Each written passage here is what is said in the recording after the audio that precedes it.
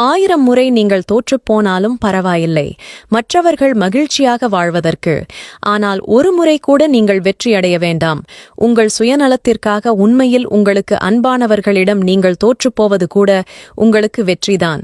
யாரையும் எளிதாக நல்லவர்கள் என்றோ கெட்டவர்கள் என்றோ நீங்கள் தீர்மானம் செய்து விடாதீர்கள். யாரையும் தலைகீழாக புரட்டி போடும் வல்லமை காலத்திற்கும் சூழ்நிலைக்கும் உண்டு என்பதை நினைவில் வையுங்கள்.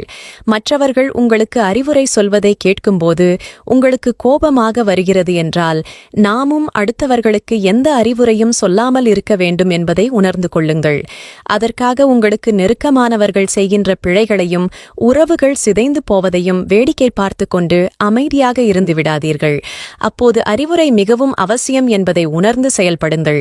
ஒருவரிடம் பழகும் முன் பலமுறை சந்தேகப்படுங்கள். அதில் தவறு ஏதுமில்லை. ஆனால் ஒரு முறை கூட நீங்கள் உண்மையாக இல்லாமல் உங்களை நீங்களே ஏமாற்றிக் கொள்ளாதீர்கள். ஏனென்றால் எதிராளியும் உங்களை சந்தேகப்படக்கூடும். உண்மையில் சந்தேகம் ஒரு புற்றுநோய் போன்றது.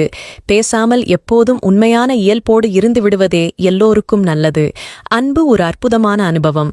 அதை தொடாமல் யாரும் வாழ்க்கையை கடந்து செல்ல முடியாது.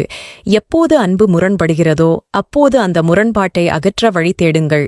ஒரே அடியாக அன்பானவர்களை வெறுத்துவிட்டு பிரிந்து செல்லாதீர்கள்.